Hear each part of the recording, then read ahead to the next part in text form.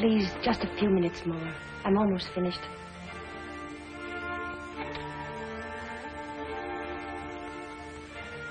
Will you please give this letter to the warden? It's for Mr. Finch.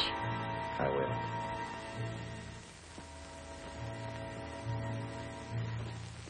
The last mile. The last long walk to the death chamber and eternity. An eye for an eye. A life for a life. It is so written. The state which cannot give life demands a right to take life. Mary Kirk walked those 39 steps unafraid, leaving behind a letter, a document of courage. In 1 hour, I shall be dead, killed by the hand of the man I love. I can hear the preparations for my execution. I can feel the expectant hush through the cold walls. The time element made this case tough. I saw Finch tonight at the grotto about 7, still trying to solve the case, even at that late hour. I don't deserve so much credit. Dr. Bradford's the one you boys should feature. Well, give us a story. That's why we're here. Sorry, Finch. Well, this is the key that unlocked the Mary Kirk murder case. It belongs in here until it becomes Exhibit A. Something to remind me that you're never licked until you give up. I remember that case, Finch. A pistol packing mama. Was she tough? That ace of spades was the killer's calling card in the Macomber murder. Boy, was she torrid. I thought you were falling for her, Finch. How about the little blonde who met you in the grotto tonight? Susie, you're a wolf in criminologist clothing. Mm-hmm. I'm supposed to be a psychologist. Well, boys, here's the story. Starting at the beginning. Some of you may not know that part. Well, none of us knew you were in on it until after the trial. I'll begin with the night I met Brad, Dr. Bradford. I dropped into the grotto for a drink.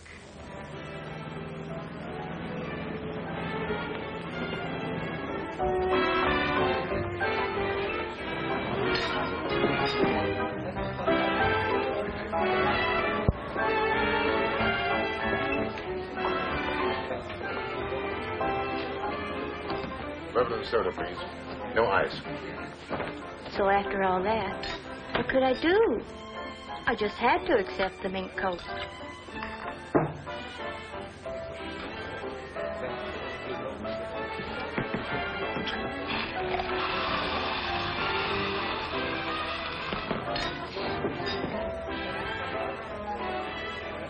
Oh, I'm sorry. That's all right. Then one with me. You know about the bird trying to fly with one wing? Bradford's the name.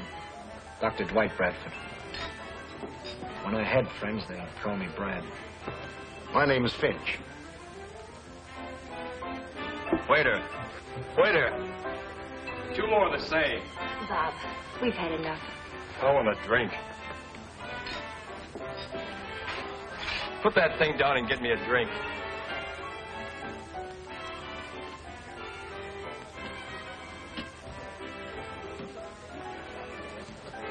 Office around here?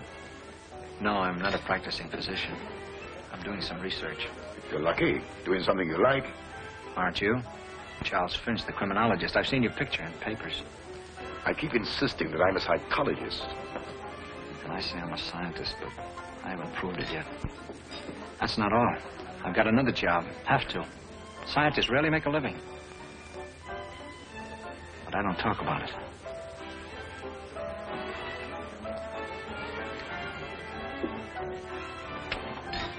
Oh, please, Bob. I wish you wouldn't. Oh, let me alone. Oh, look. All right?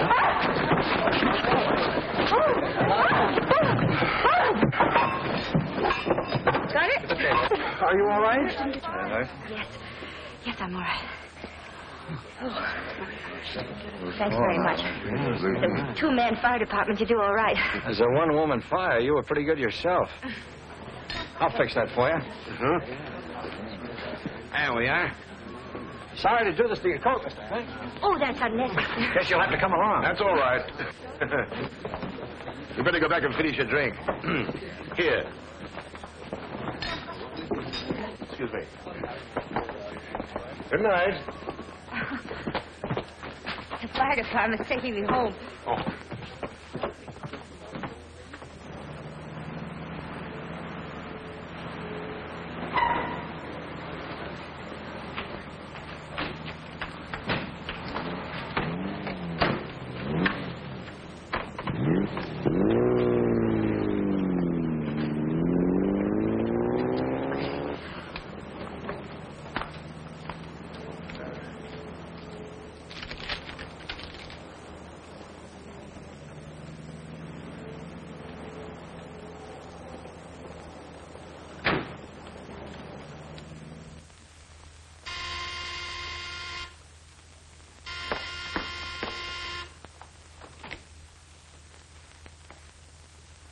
Come on in. We're inspecting the damage. Oh, this is my sister, Susie Kirk, Mr. Finch. How'd you do? Nothing exciting like that ever happens to me. It's always Mary. Don't bother, Doctor. It's completely ruined. Susie, didn't you come in just before we did? Oh, why, no. I've been home all evening. I knew Susie was lying, but thought no more about it. In fact, the incident had been almost forgotten. When one night, I received a call from Dr. Bradford. He wanted me to meet him in his laboratory, saying there was a special reason for requesting it.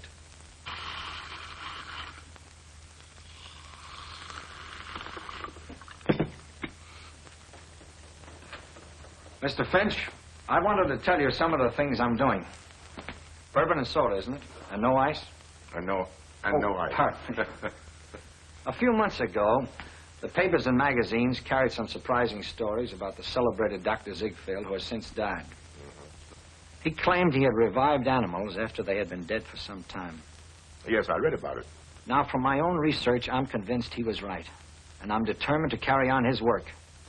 The very essence of life, I believe, clings to cells and is held in the heart of atoms for an indefinite length of time, depending somewhat upon how we meet our end. If you could find some way to bring people back from that borderland, you'd be one of the world's great benefactors. Take, for instance, a case of death by drowning. Or electrocution. I told you I had a job I dislike, that I hate. I'm the executioner for the state. I'm the man who throws the switch to kill those condemned to die. That's not what one might call a pleasant job, but in your case, I can understand it. Not only that, but I must work. It costs quite a lot to run this laboratory, and I have to have money. And I suppose you have opportunities to study those who have been legally put to death. Only with limits. Permission must be obtained. There's a lot of red tape, and properly so. This is undoubtedly an imposition, but I simply had to talk it over with someone. You're a criminologist and a psychiatrist. Here's to Mary. And to me. You don't mean it. My congratulations. Not so fast. What will she think when I tell her about my job? I don't believe any psychologist could answer that without knowing Mary better. Depends entirely upon her temperament. She might understand and regard the matter with a complete objectivity. And she might loathe me. Finish your drink and come with me. I can't stand the suspense any longer. I want you to have dinner with us tonight at the Grotto, if you will. Of course. Here's to luck. Good luck.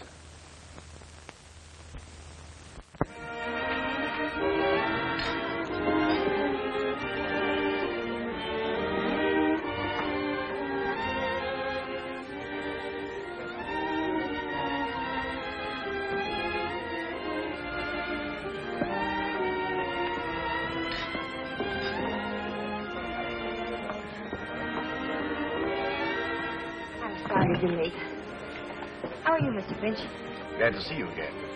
A man named Richard was telephoning Susie, and he was so insistent that I was trying to find out where she was. Did you leave a message for her? Yes, I did.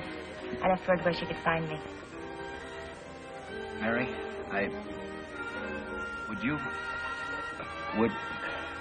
Would you care for a drink? I'd like a cup of coffee. Coffee. Waiter, bring the lady a cup of tea, please. I said coffee. Coffee. She said coffee. Mary, this is probably the strangest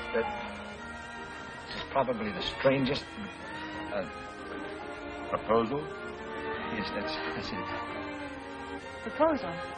What kind of proposal? Why, a proposal. Yeah. Yeah, proposal. It's probably the strangest proposal because, it's rather odd that the guy who's going to propose invites a third party to be present at such a time. Mary, I want you to... Is, marry the word? Yes, it is. Yes, that's the word. I love you. Well, perhaps I better leave. No. Don't you leave. There are some things about me that Mary must know. She might want to talk them over with you. Well, I have an idea.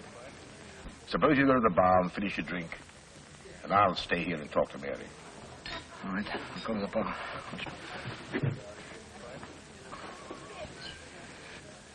Give me a high rye ball. We're all out of high rye ball. How about a German with ginger ale? German, then.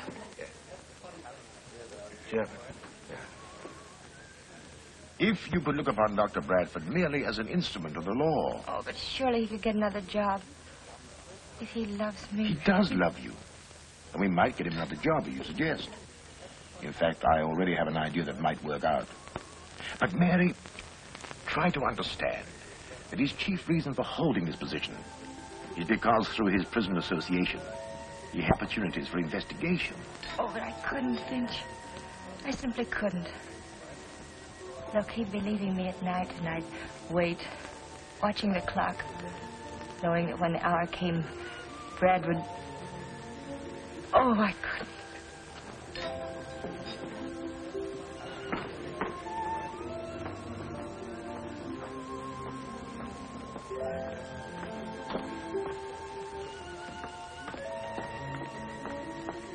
I've got to speak to you for just a moment. Excuse me. What happened? I'll be right back. Did you tell her? Yes. What did she say? You could if you wanted to. You just won't help. Susie, I can't. Why don't you tell me who's in trouble? He's a friend of mine, and I feel I'm responsible. The one who was calling this evening? I don't know who you're talking about. Susie, I'm sorry. I haven't the money to... You would if it wasn't for... If it wasn't for what? Nothing.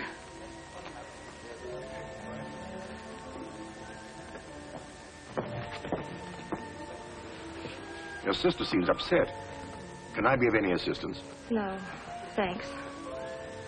Susie's always taking somebody else's troubles on her shoulders. Sit down, Mary.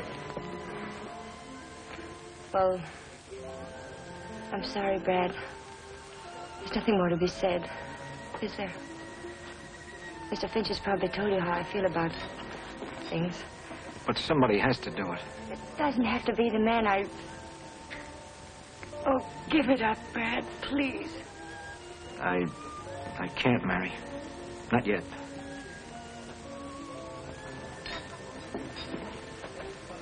Take me home, Brad.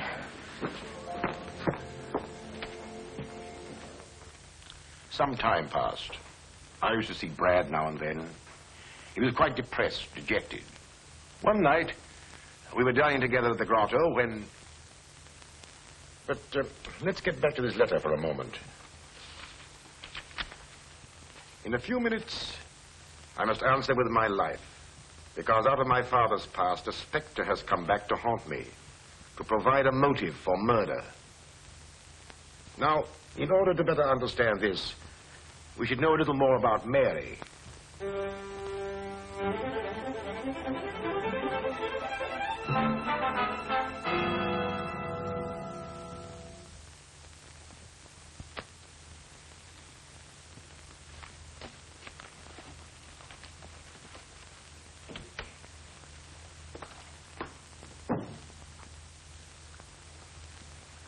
Yes, all right. Oh, Miss Kirk? Mr. Gregory, I've got to find some filing space. And these papers are very old. Can't we destroy them or store them someplace?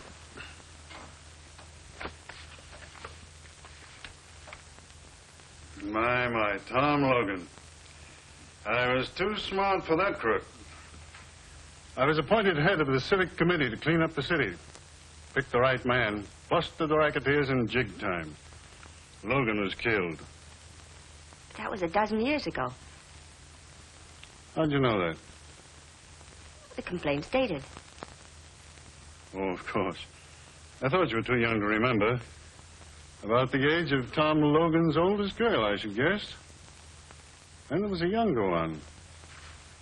One that died when she was born. I tried to find them both, plunk them in a reform school. But some relative of the mother's took her out of the state. Two little crooks, I suppose. Couldn't be anything else. Blood will tell.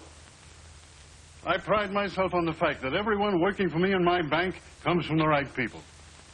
I've personally examined their backgrounds and know they can all be trusted. What about me? You're the one exception. However, Frank Ross, my oldest friend, recommended you. His word's good enough for me. You've been with me for 5 years, and you wouldn't be in this confidential position if you hadn't shown the right stuff. Thank you, Mr. Gregory. What about the papers? You can get rid of them. No use of cluttering up things with these records. I've got a whole scrap of newspaper clippings at home. I'll take care of these the first thing in the morning. And if there's nothing more, I'll go home now. All right, good night.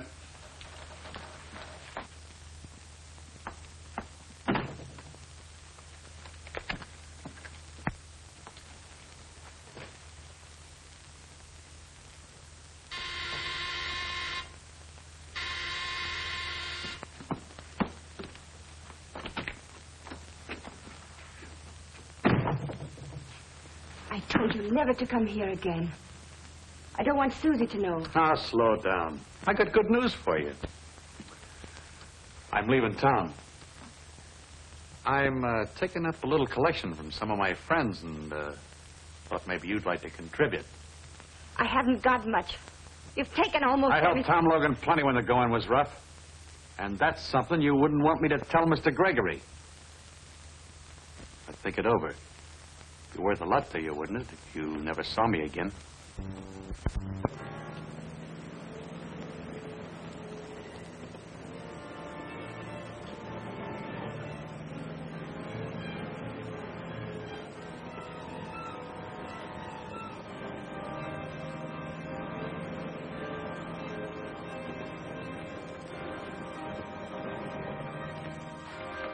That money I've saved is for Susie. Her education.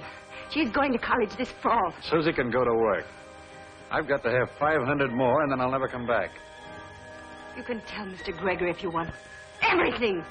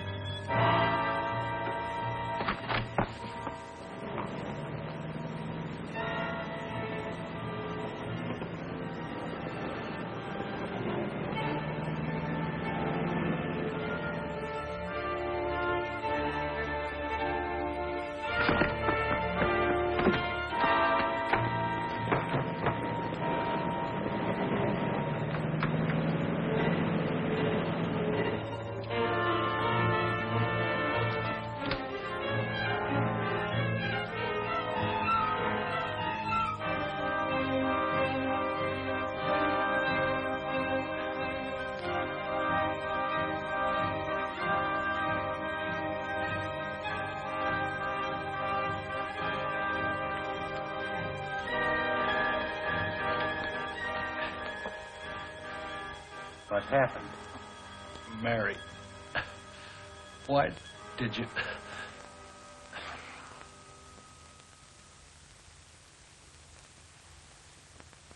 He says somebody named Mary done it.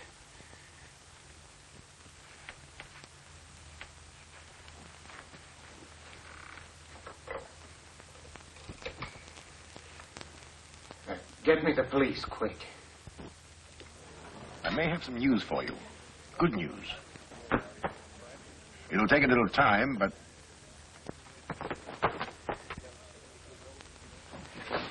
Mary, what's happened? Oh, I was hoping I could find you here. Something dreadful's happened. Please come with me right now. You say you found the man before he died, and he said something about this girl. He said, Mary, why did you? Who was the man? Who was he, Mary? You better tell us. The police can find out.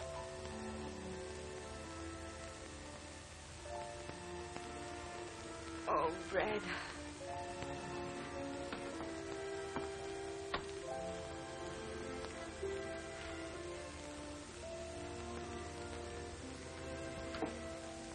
Who are you? She's my sister, Suzanne. What do you know about the man that was murdered here tonight? Was it that blackmailer?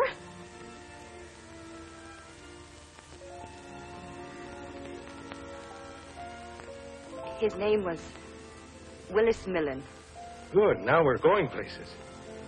Millen, huh? Millen. I know. He was a front man for Tom Logan when he was running that pinball racket. So he was blackmailing you, was he? Yes. And you stood it as long as you could, but tonight you rebelled and you hit him over the head with that statue. I didn't kill him. I wasn't even in the room. Brad, you believe me, don't you? Of course I do. We'll get your fingerprints off that statue. You'd rather expect to find her fingerprints on it, wouldn't you? This is her home. You know, every so often we bump into you, Charlie Finch. You've probably forgotten that I have a couple of witnesses who saw her hit him over the head.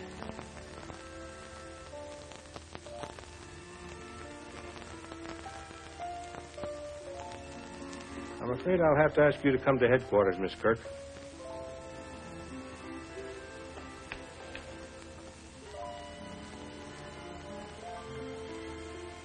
Have you found any other clues? I didn't search the place. One of the boys did. He didn't find anything.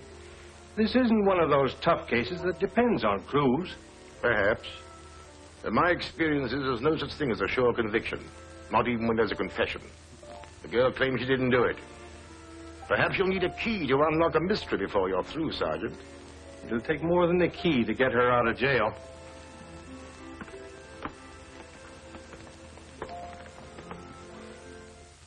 I had a key, all right, but a key without a door to unlock.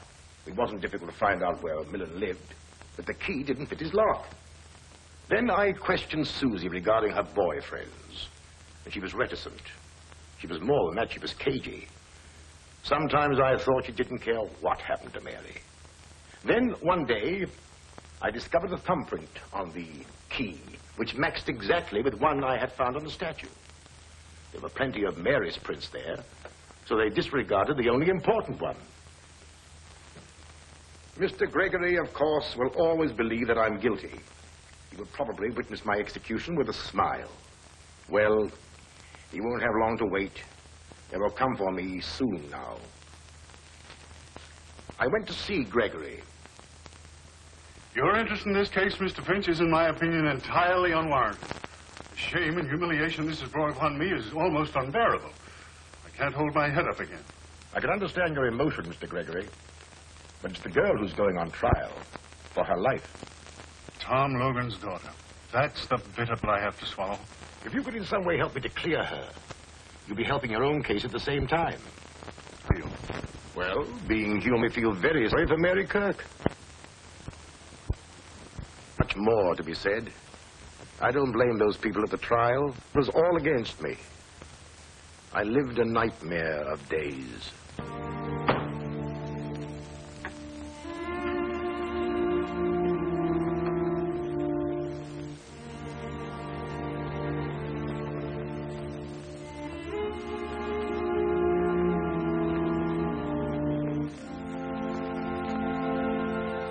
I first met Mr. Millen one night when my sister was out. He came to the house. Did he mention money? Yes. He supposed I knew Mary was paying him. Did you tell her about the visit? Yes. But I never mentioned I knew about the money. Robbery couldn't have been the motive. We found a large roll of bills in his pocket. If I'd known she was using an alias, that she was Tom Logan's daughter... Objection sustained. I can say what I think. Not in this court. Mr. Gregory, it is Mary Kirk Logan who is on trial, not her father. But I... You will confine your answers to the questions asked. Susie, do you believe your sister is guilty? Yes.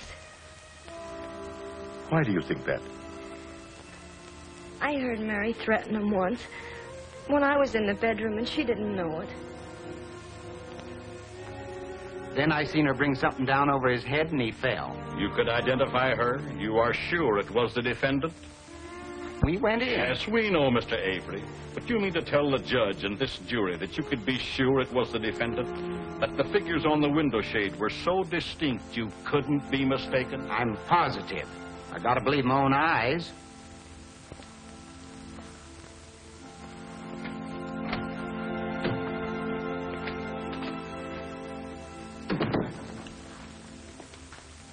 There's only one thing to do.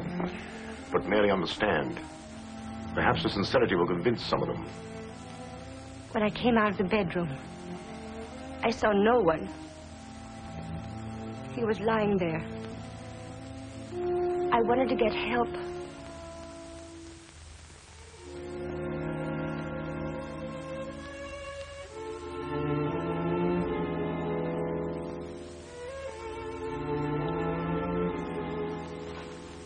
In all of my 16 years as attorney for this county, I've never tried a case so clear-cut. Everything is there. The alias under which the defendant was known, the blackmailer from out of her past, the growing desperation, the final demand, and the killing. Why should I waste your time pointing out the little things that go to prove her guilt? We've presented witnesses to the crime. This is a question of honesty. Human beings can be mistaken. 2 witnesses have sworn they identified the defendant.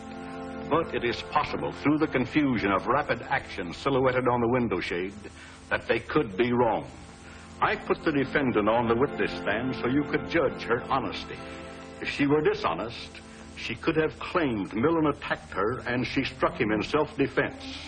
She didn't claim it because she was telling the truth. We find the defendant guilty, as charged. On the night of April 15th at 11 o'clock,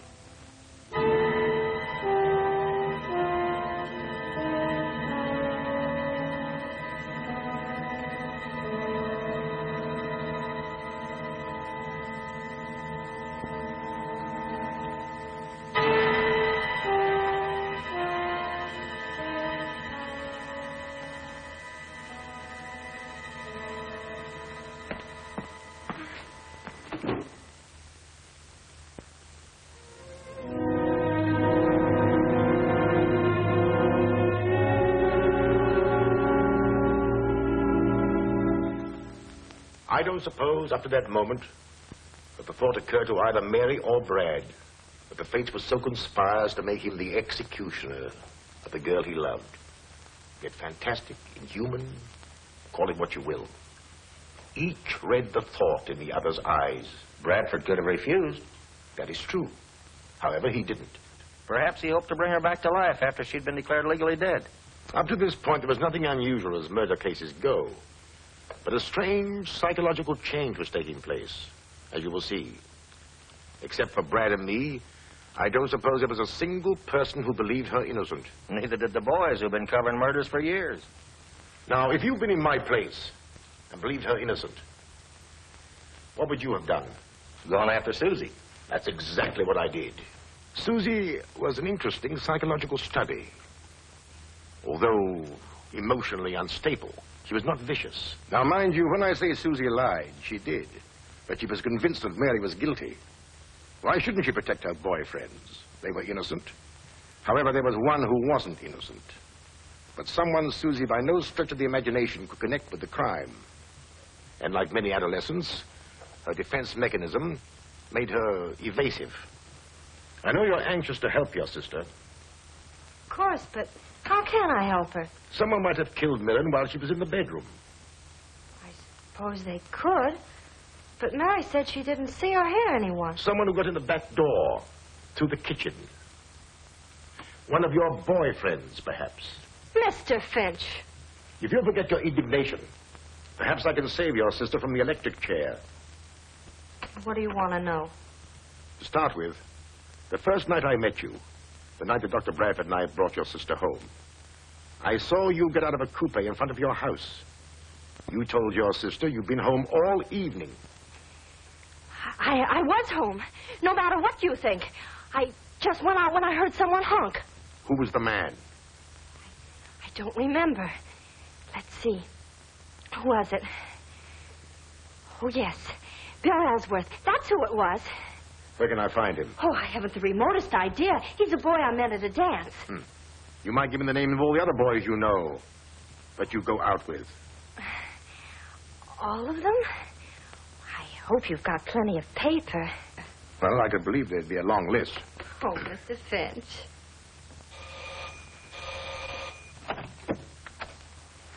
Good morning. Does Bill Ellsworth live here? He does when he's home, but he's been in South America for over a year. I thought so. Excuse me.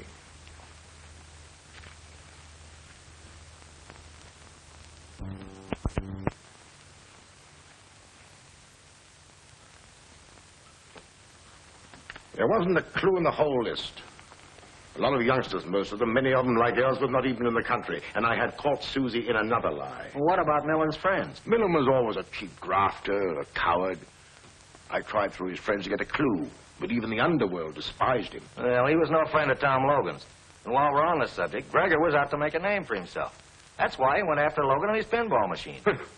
To hear Gregory tell it, you'd think Mary's father was a gangster. He was running a legitimate business, to the city council banned the games. That was my chief reason for investigating Millen's friends. I hoped I might be able to hang something on Gregory. Well, as you know, there was an appeal. Motion for a new trial was denied. But anything to gain time. However, we lost. Once more, I went to see Mary.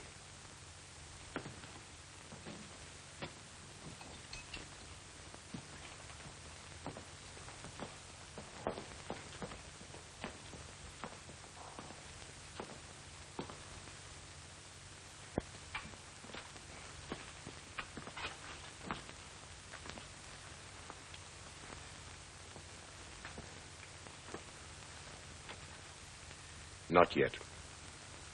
Is there trouble in finding someone with a motive? Do you remember the night you came out of the grotto to meet Brad and me, and you were late? You said some man had been telephoning Susie. Do you recall his name? No, I don't.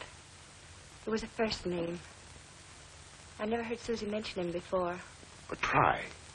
Try what it was. What did he say? Well, he didn't say much.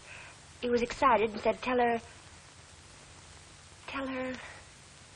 Yes? I can't remember. Perhaps this will help. When Susie came into the grotto, what did she say? Did she use his name? No, all she said was that she had to have some money. And I tried to find out what it was for, but she wouldn't say. She wanted me to lend it to her. How much did she want? $1,000. Hmm. You and Brad were there at the time. I didn't feel I could pursue the subject. I just told her I couldn't let her have it. Someone, a man Susie knew, had to have $1,000. Maybe she'll remember that. I'll come again, Mary. Call me tonight, will you? Anything new from Finch? No. He's still at it. And he's the best man in the country. It's good to have a friend like him. I wish I could help as much. If I could only do something. You've done everything anybody could. You know I love you, Mary. And you believe me, don't you? I do.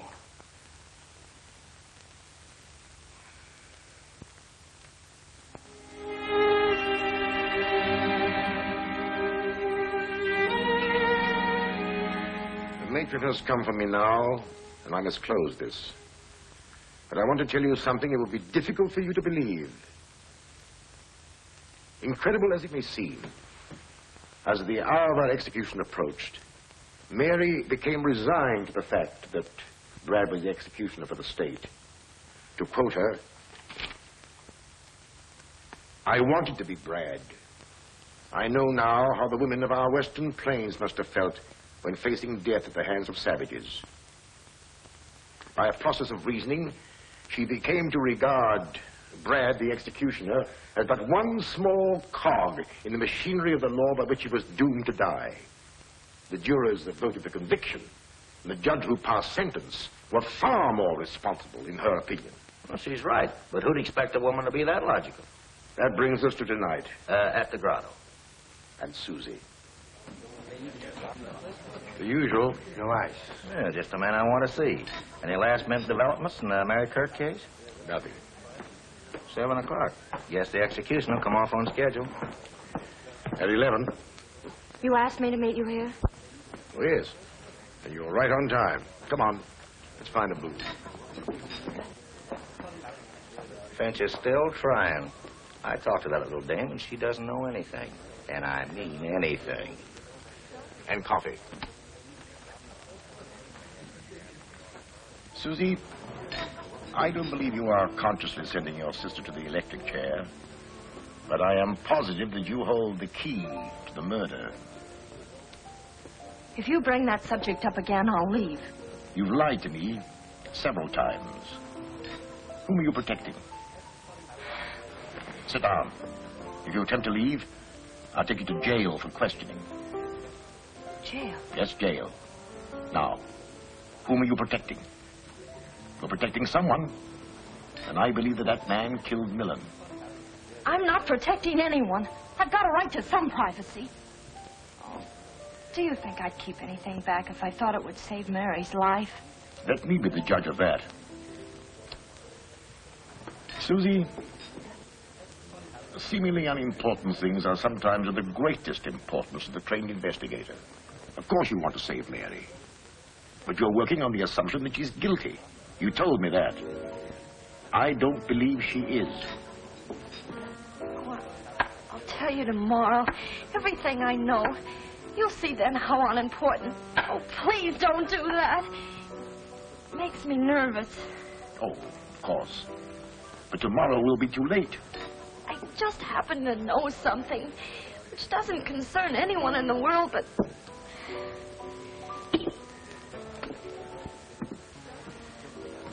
But whom?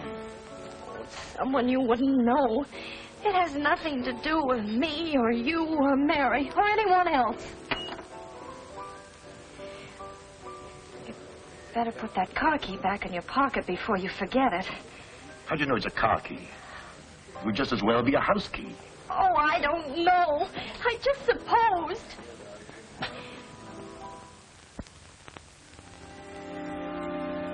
No message for me? No, sir. Mr. Finch hasn't telephoned. Not since early this afternoon. It was nice of him to give me hope. Nothing from... No, Doctor. She didn't ask for someone else to take my place? No, sir.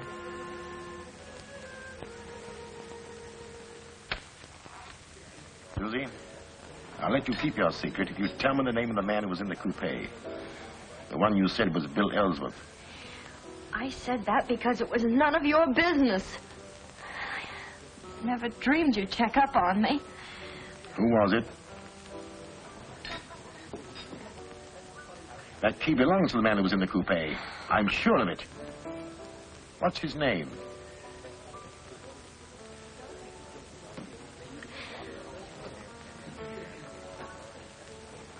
Ah, I remember his name.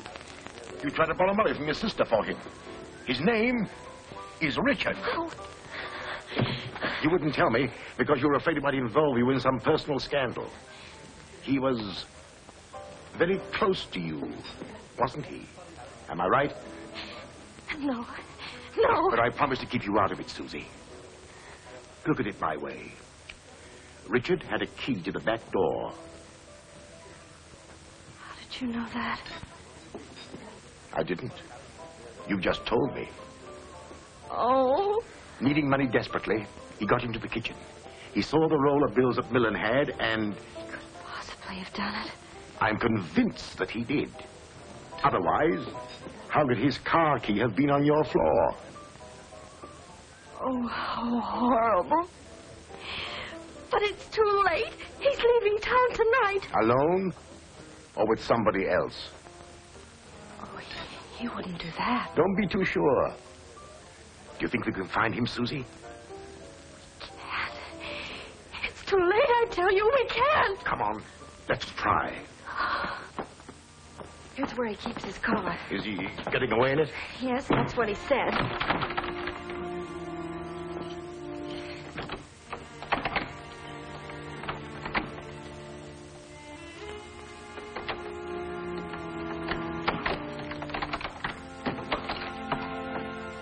That's his car. Good. We're in time. Where does he live? Around the corner. Ah.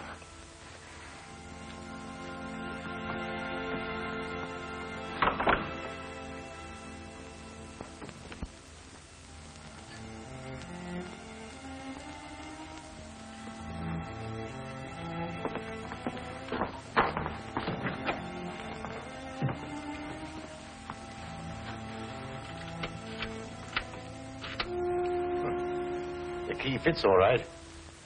Now, there's nothing to do but wait. And pray. Pray that he comes in time.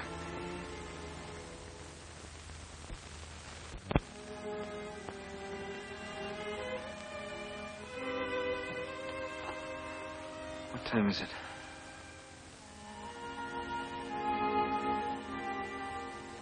You've got half an hour. Half an hour.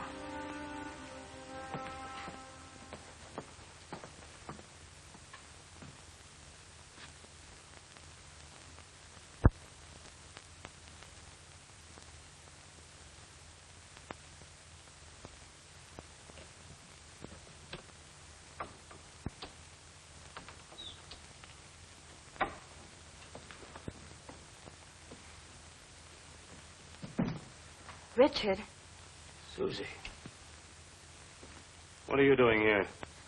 I just had to see you before you left. I needn't have gone if you'd got me that money. Why didn't you grab Millen's money when you had a chance? Where were you? I protected you. Now you're deserting me. You're letting my sister die. Why, you... Stand where you are. All right, out. Quick.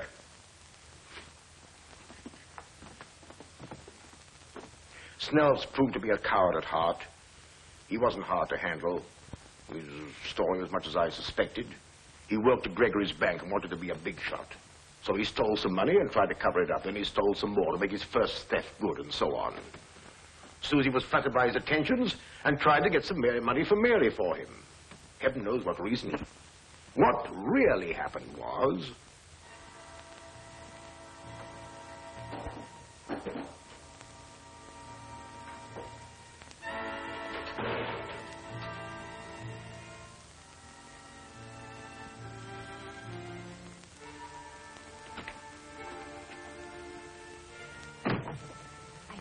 Never to come here again. I don't want Susie to know. Ah, slow down. I got good news for you. I'm leaving town. I'm taking up a little collection from some of my friends and thought maybe you'd like to contribute. You've taken all I helped Tom Logan plenty when the going was tough.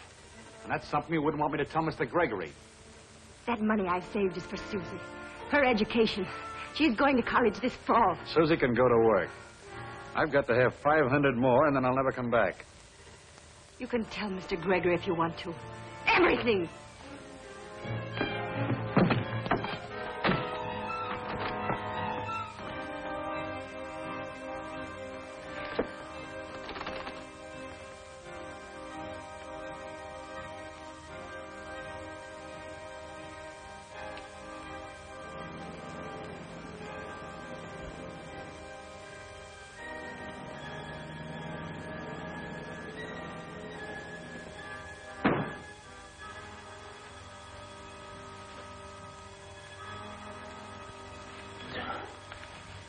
Mr. Millen?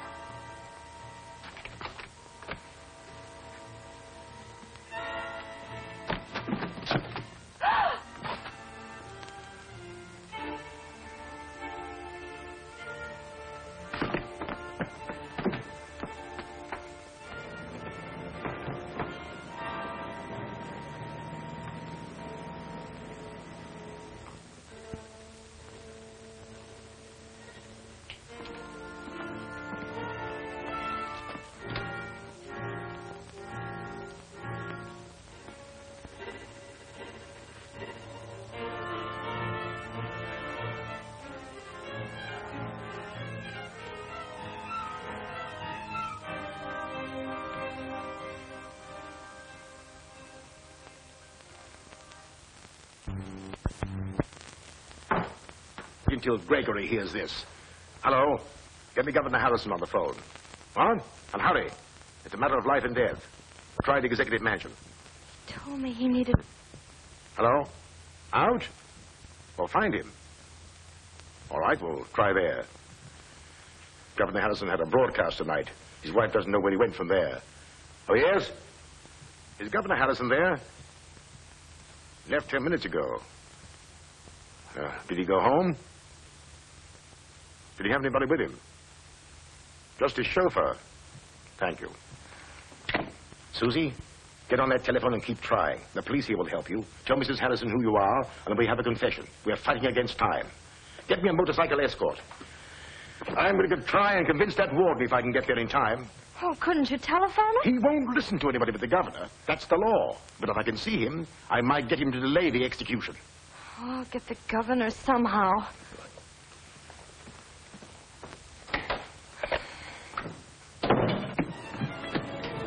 State prison.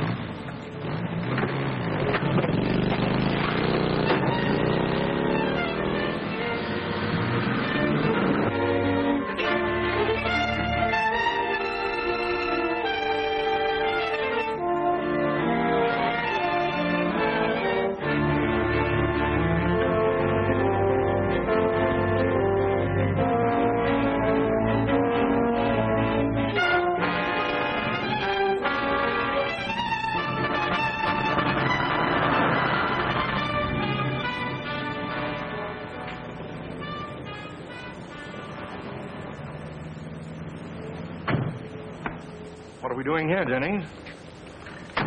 Oh, this is it? Good. It's not a very nice place for a governor to be seen, but it's... Hush, Jennings. Nice places, as you call them, never have the kind of sandwiches I like.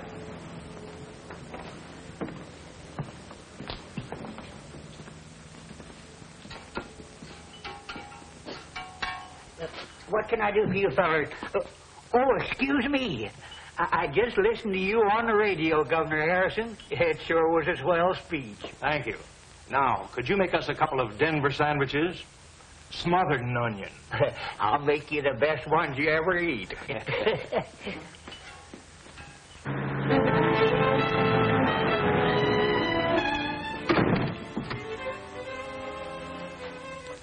About time, Dr. Bradford. Yes, I know. Of course you know how I feel.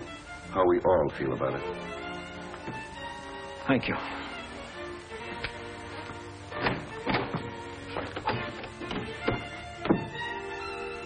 There's always the millionth chance the governor will intervene. I'll be right by the telephone, sir.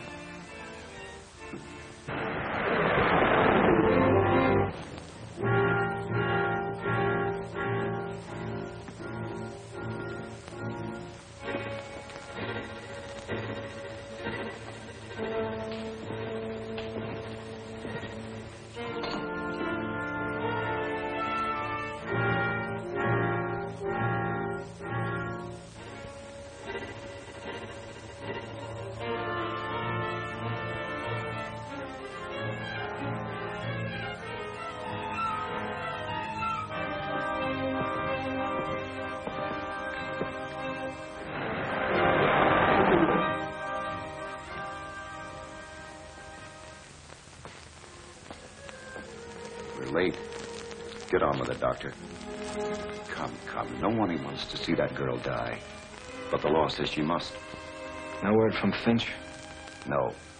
And none from the governor. She's innocent, Warden. You know she is. I believe she is. It's coming to know her.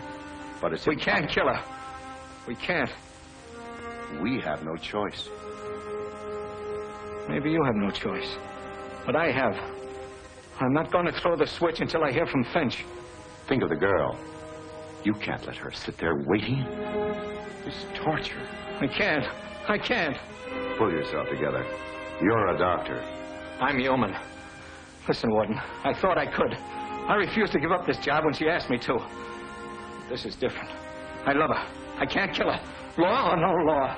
Stand aside. I'll throw the switch. No, you won't. No one will. I'll give you one more chance. If you refuse, I'll call the guards with orders to shoot. Call them. That'll give her a few more minutes. And it'll take them some time to get me. Call them.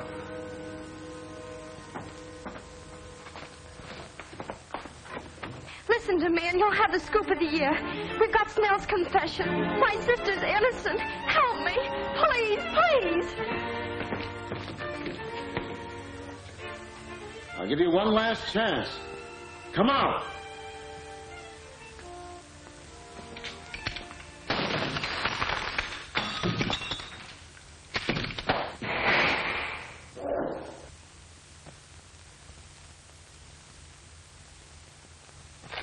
I'm glad you like it, Governor. We are interrupting this program for an important announcement. We are trying to reach Governor Harrison. If Governor Harrison hears this, please call Warden Lewis at once. Snell, a bank teller, has confessed to the murder of Willis Millen. Mary Kirk Logan is innocent. Governor Harrison, please call Warden Lewis immediately.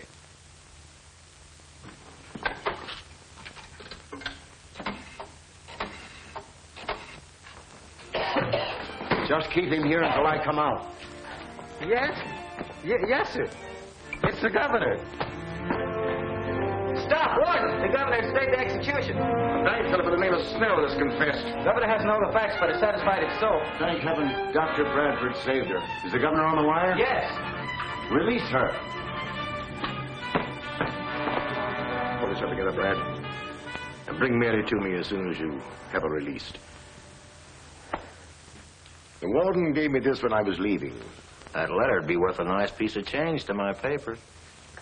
Sorry, Max. It doesn't belong to me.